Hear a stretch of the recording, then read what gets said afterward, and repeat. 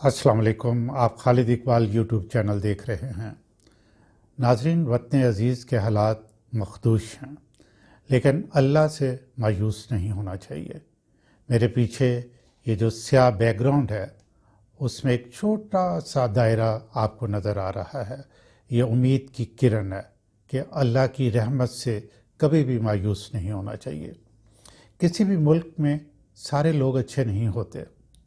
लालची, तंग नज़र, सख्त दिल, पैसे के पुजारी, अखलाक, रवायात और अक़दार से आरी गद्दार भी होते हैं। लेकिन सबसे ज़्यादा नुकसान देह अहमक और बेवकूफ़ लोग होते हैं, जिन्हें इस बात का अदराक ही नहीं होता कि आज़ादी, इज़्ज़त, वक़ार, हमीयत या वैल्यूज़ भी कोई अनासर हैं जिनसे आला इंसान और कौम बनती है। उनके लिए मटीरियल अशिया मसलन रुपया, पैसा, बड़ी गाड़ी, बड़ा बंगला अहम है और वो इसके लिए कुछ भी करने को तैयार हो जाते हैं।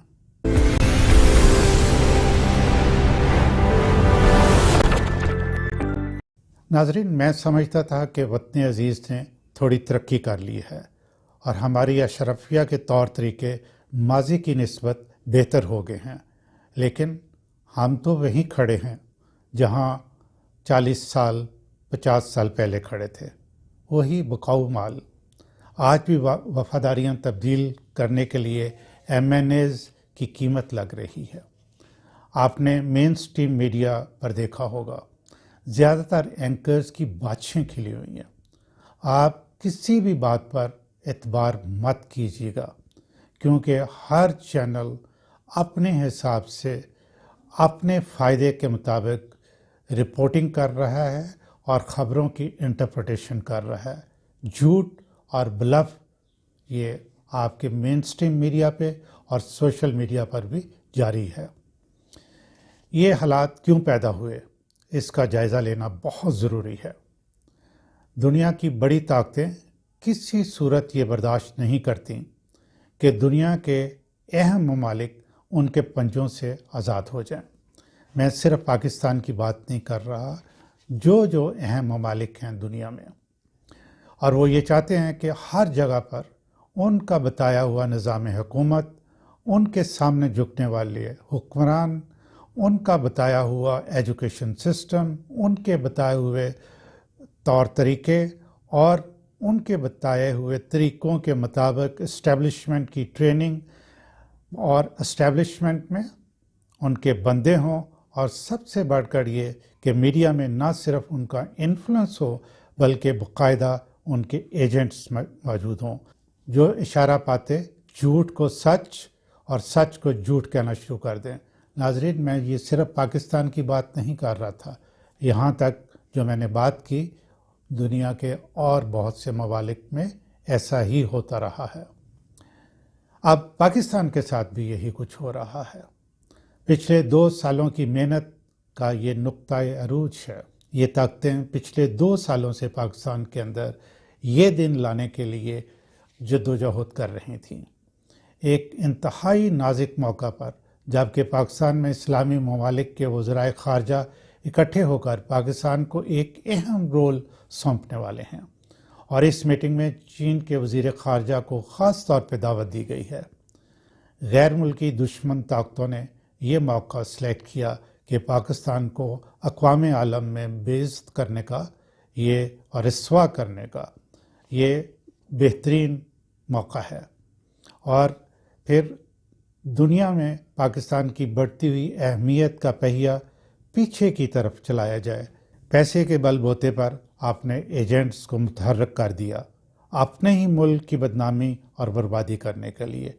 ख़ास तौर पर मीडिया में उसके बंदे मुतहर्रिक हैं और पाकिस्तान के अवाम को नाउम्मीद कर रहे हैं, लेकिन अवाम नाउम्मीद या मायूस नज़र नहीं आ रहे। वो कुछ गुस्से में और फ्लेयर अप हुए नज़र आ रहे हैं, वो चार्ज नज़र आ रहे हैं। मैं ये एक फ़र्क देख रहा हूँ। पिछले 1 साल के दौरान उनके दिल में इज़्ज़त का जो लुत्फ़ था वो घर कर गया है। इसका इजहार वो कब करेंगे? जब अगला जनरल इलेक्शन होगा। नाजरीन, میں آپ کو بتاتا ہوں کہ پاکستان کے پیچھے عالمی طاقتیں کیوں پڑی ہوئی ہیں۔ نمبر 1 یہ میں آپ کو بتاؤں گا۔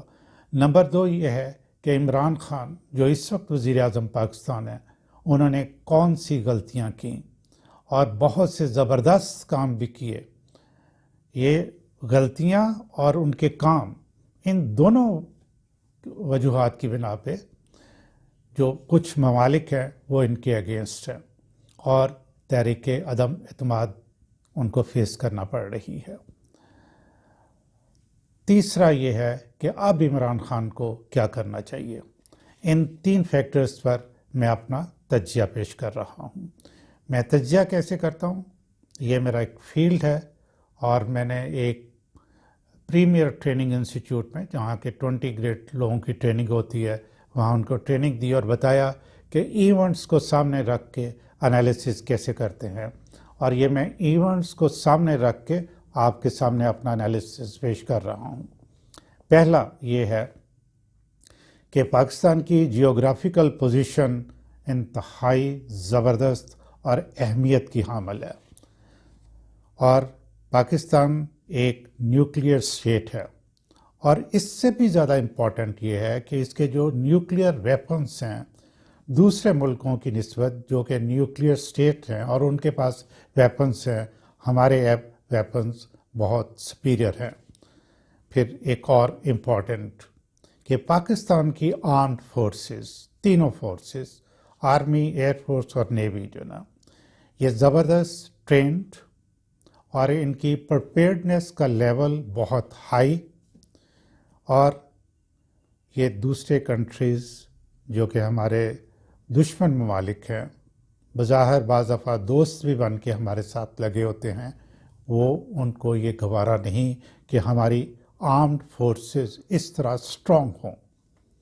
تو وہ، اور میں ایک اور بتاؤں آپ کو بات کہ اگر پاکستان میں امن اور سکون ہو اور ہمارے معاشی حالات اچھے ہوں تو ہماری آرمڈ فورسز خطرناک اور مزید افیکٹو ہو سکتی ہیں، اور یہ بات خاص طور پہ امریکہ اور یورپین ممالک کو قطعاً گوارا نہیں۔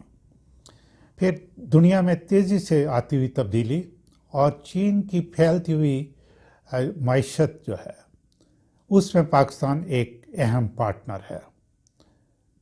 پاکستان کے دیکھا دیکھی سعودی عرب نے بھی پرپوزل نکالنے شروع کر دیے ہیں اور امریکہ کو جواب دینے شروع کر دیے ہیں۔ دوسرا پوائنٹ کہ عمران خان نے کیا غلطیاں کیں اور کیا زبردست کام کیے اپنے ملک کے لیے، بیرونی قوتیں اور ان کے گماشتے کیوں اس کے پیچھے پڑے ہوئے ہیں۔ ناظرین، نمبر 1، یہ بات ہائی لائٹ نہیں ہو رہی، لیکن میں آپ کو یہ بتاؤں کہ یورپین کنٹریز میں ہر جگہ پہ ریسرچ سیلز ہیں، جیسے پینٹاگون ہے، وہاں باقاعدہ تحقیق ہوتی ہے اور دیکھتے ہیں کہ کون سا فیکٹر امپورٹنٹ ہے اور کون سا ایسا فیکٹر ہے کہ وہ یہ ممالک جو امپورٹنٹ ہے وہ ہمارے پنجوں سے ان کو نکال کے دور لے جائے گا۔ ناظرین، پہلا اور امپورٹنٹ، ناموس رسالت کو ساری دنیا میں اٹھانے والا بڑی جرت کے ساتھ عمران خان اقوام متحدہ میں جا کے واشگاف الفاظ میں تقریر کی کہ رسول خدا صلی اللہ علیہ وسلم کی شان میں گستاخی کسی طور پہ برداشت نہیں کی جائے گی، اور پھر روس کے صدر نے کہہ دیا کہ رسول خدا صلی اللہ علیہ وسلم کی شان میں گستاخی یہ فریڈم آف سپیچ کے زمرے میں نہیں آتی۔ تو یہ ایک بہت بڑی سپورٹ تھی۔ پھر ریسنٹلی اسلاموفوبیا کے بارے میں جو پاکستان نے یو این کی جنرل اسمبلی میں قرارداد پیش کی، وہ منظور کر لی گئی، اور 15 مارچ جو ہے وہ پوری دنیا کے اندر اسلاموفوبیا کے خلاف دن منایا جائے گا۔ پاکستان نے آزاد خارجہ پالیسی کی طرف سٹیپس لیے ہیں ابھی۔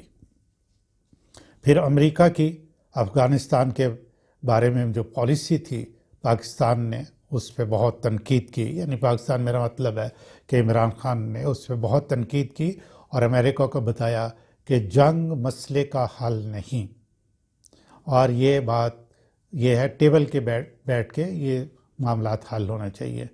عمران خان یہ شاید بھول گئے کہ جنگ امریکہ کا پروفیشن ہے۔ بہرحال میں ڈیٹیل میں نہیں جاؤں گا۔ نیکسٹ پوائنٹ یہ ہے کہ امریکہ نے امریکہ کو اڈوں کے لیے جگہ نہیں دی۔ اب یہ آپ بہت سے جو صحافی ہیں وہ یہ کہتے ہیں کہ اڈے تو انہوں نے مانگے ہی نہیں تھے، تو یہ جو میں کوئی ایسا لفظ استعمال نہیں کرنا چاہتا ان صحافیوں کے بارے میں، کہ جب امریکہ نے اڈے لینے تھے تو انہوں نے آ کے پہلے اسٹریٹ وے نہیں کہنا چاہتے ہمیں اڈوں کے لیے جگہ دے دو۔ انہوں نے پہلے، ان کا طریقہ کار یہ ہے کہ ایک انٹرویو کے لیے صحافی بھیجا، اس کو پینٹاگون نے باقاعدہ بریف کیا کہ یہ سوال پوچھنا ہے تاکہ مائنڈ ریڈ کیا جائے کہ اگر ہم مانگیں گے تو کیا نتیجہ نکلے گا، اور یہ مانگنے کے مترادف ہی ہے، ٹھیک ہے۔ اور پھر ظاہر ہے کہ انکار ہوا۔ پھر امریکہ کے منع کرنے کے باوجود عمران خان نے رشیا کا دورہ کیا۔ پھر امریکہ نے پریشر ڈال رہے ہیں مسلسل کئی سالوں سے کہ آپ چائنا سے ڈسٹنس کریں، یعنی اس سے دور ہٹ جائیں، لیکن پاکستان چائنا کے اور قریب جاتا جا رہا ہے۔ پھر یورپین ممالک کو کلیئرلی بتا دیا کہ آپ ہمارے انٹرنل میٹرز میں دخل اندازی نہ کریں۔ وزیر اعظم نے تو بڑے اچھے طریقے سے بتایا، اور انہوں نے اس چیز کو بعد میں مطلب ایکنالج بھی کیا کہ یس یہ ہم سے غلطی ہوئی ہے، ہمیں نہیں کرنا چاہیے تھا۔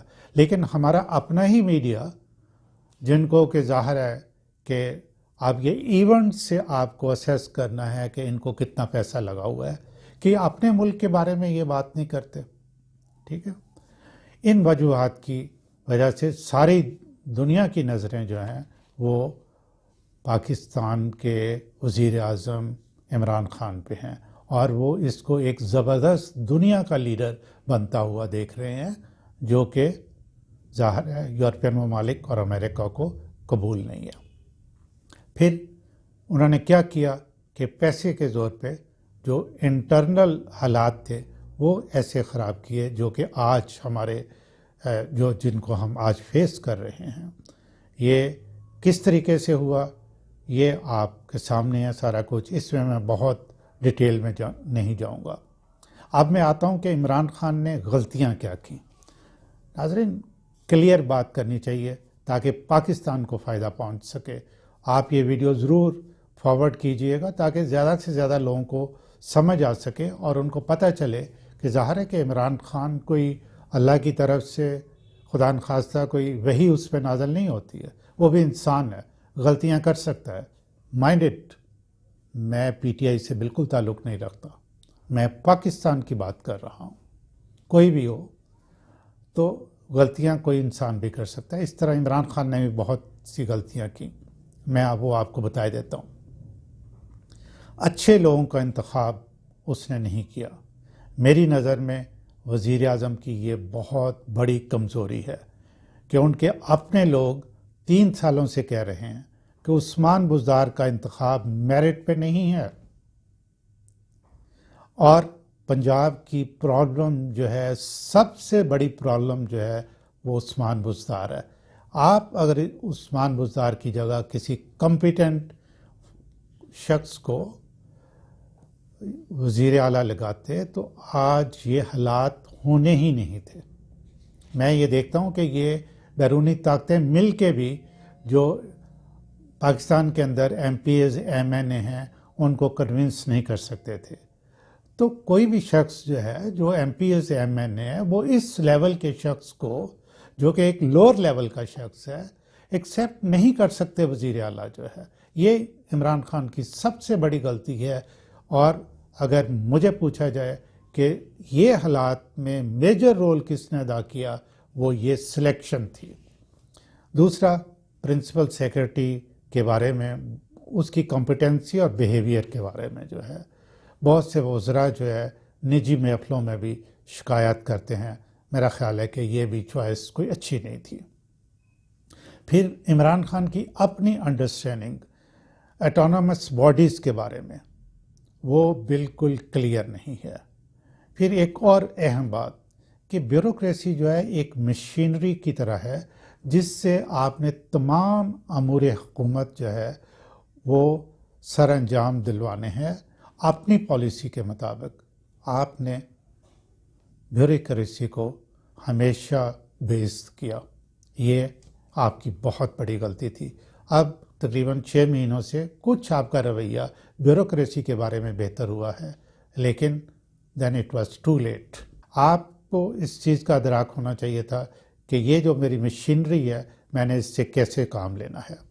اگلا سٹیپ، رابطوں میں کمی، یہ آپ کا ویک پوائنٹ رہا ہے، لیکن جو میری انڈرسٹینڈنگ ہے، میں آپ کو پچھلے اس زمانے سے جانتا ہوں جب کہ انگلینڈ میں آپ کرکٹ کھیلتے تھے۔ یہ آپ کی پرسنالٹی کی ویکنیس ہے کہ آپ زیادہ رابطے بڑھا نہیں سکتے۔ جیسے کچھ لوگ ہوتے ہیں نا، انٹروورٹ ہوتے ہیں، ایکسٹروورٹ ہوتے ہیں، یہ آپ کی پرابلم تھی۔ اگر آپ نے اب یہ جو پارلیمانی فارم آف گورنمنٹ ہے، اس میں ممبران قومی اسمبلی، صوبائی اسمبلی، سینٹ کے ممبران سب کے ساتھ رابط رکھنے پڑتے ہیں، ان کو ٹائم دینا پڑتا ہے، ان کے ساتھ تھوڑا سا کبھی چائے پہ کبھی ڈنر پہ بلا کے تھوڑی سی بات چیت، تھوڑا سا کانفیڈنس دینے کی ضرورت ہوتی ہے۔ آپ سندھ میں گو پیپلز پارٹی کی گورنمنٹ تھی، لیکن پیپلز پارٹی کی گورنمنٹ ہونے کا قطعاً یہ مطلب نہیں ہے، وہ آزاد تھے اپ ٹو سرٹن ایکسٹینٹ، لیکن آپ نے ایسے سمجھ لیا کہ جیسے آپ کا کوئی تعلق ہی نہیں ہے، جبکہ اتنے زیادہ آپ کے وہاں ایم این ایز اور ایم پی ایز سلیکٹ ہوئے تھے۔ تو یہ بھی ایک آپ نے بہت بڑی غلطی کی۔ پھر ایک اور غلطی ہے کہ عمران خان جو ہے یہ بے وفا مشہور کر دیا گیا ان کو جناب، اور لوگ کہتے ہیں کہ انہوں نے اپنے قریبی ساتھیوں کے ساتھ بے وفا نہیں کی۔ جس نے ساتھ دیا ہو اس کو اس کا خیال رکھنا پڑتا ہے۔ اب میں یہاں آپ کو بے نظیر اور بھٹو کی تو خیر مثال نہیں، لیکن کم از کم بے نظیر کی مثال آپ کو ضرور دی جا سکتی ہے کہ کتنے سالوں کے بعد بھی وہ ورکرز کا نام جو ہے نا وہ یاد رکھتی تھی۔ ٹھیک ہے، یہ کچھ مطلب جس کے اندر اچھی کوالٹی ہو وہ لے لینی چاہیے۔ پھر آپ نے یہ کیا کہ میڈیا کے اشتہارات بالکل بند کر دیے، کیا آپ نے ٹھیک، لیکن اگر آپ گریجولی اور ان کو کانفیڈنس میں لے کے کرتے تو شاید یہ 100% میڈیا جو ہے وہ آپ کے خلاف نہ ہوتا۔ اب مین سٹریم میڈیا تو تقریباً 100% آپ کے خلاف ہے، یہ کچھ ینگ سوشل میڈیا کے لوگ جو ہیں وہ آپ کی فیور میں بات کرتے ہیں، لیکن یہ آپ کی ایک بہت بڑی غلطی تھی۔ آخری بات میں کروں گا کہ you are a determined person, یہ اس چیز میں کوئی شک نہیں ہے جو آپ کرنا چاہتے ہیں، لیکن کائنڈلی انڈرسٹینڈ ضد اور ڈٹرمنیشن کے درمیان ایک باریک سی لائنز ہوتی ہے۔ صرف آپ اگر اس باریک لائن کو سمجھ لیں تو کامیابی آپ کے قریب آ سکتی ہے۔ میری اسیسمنٹ کے مطابق آپ نے اس باریک لائن کو ریڈ نہیں کیا۔ اب آتے ہیں کہ عمران خان کی خوبیوں کی طرف جو ہے۔ ناظرین، جیسے میں نے عمران خان کی غلطیاں بتائیں، میں انتہائی ایمانداری سے خوبیوں کی بات کروں گا۔ محب وطن، انتھک، محنتی، ایماندار، ٹارگٹ اورینٹڈ، اللہ پر یقین رکھنے والا، ملک کے عوام خاص طور پہ غریبوں کے لیے کچھ کرنے کا اپنے دل میں جذبہ رکھنے والا، ملک کو اقوام عالم میں اعلیٰ مقام دلانے کے خواب دیکھنے والا، یہ اس کا سب سے بڑا جرم بن گیا۔ عوام کے لیے بہت کام کیا۔ مجھے نظر آ رہا ہے کہ آئندہ الیکشن میں عمران خان حیران کن حد تک میجورٹی حاصل کرے گا۔ آخر میں یہ ضرور کہوں گا، جو کہ میں 1.5 سال سے اپنی ویڈیوز میں کہہ رہا ہوں، کہ پارلیمانی فارم آف گورنمنٹ جو ہے یہ ہمارے ملک کے لیے مناسب نہیں ہے۔ ہمیں صدارتی نظام کی طرف جانا چاہیے۔ اس کے حق میں مجھے کوئی دلیل دینے کی ضرورت نہیں ہے۔ کیوں؟ کہ اس وقت جو انسانوں کی منڈی لگی ہوئی ہے اور سیاستدان للچائی ہوئی نظر سے عہدے مانگ رہے ہیں، یہ دلیل کافی ہے۔ ناظرین، میں دعا کرتا ہوں آپ بھی کیجئے کہ اللہ تعالیٰ پاکستان کو اپنے حفظ و امان میں رکھے، اور یہ جو لوگ ہیں وہ کہتے ہیں نا کہ سینس شوڈ پرویل، کہ ان کو کچھ عقل دے اور یہ ملک کے بارے میں کچھ سوچیں۔ اس وقت یہ بدلے کی آگ میں اندھے ہوئے ہیں اور کوئی بھی ملک کے بارے میں نہیں سوچ رہا، اور میں تو یہ سمجھتا ہوں کہ قومی سلامتی کے اداروں کو اس وقت ایکٹ کرنا چاہیے۔ پھر ملیں گے شارٹلی انشاءاللہ۔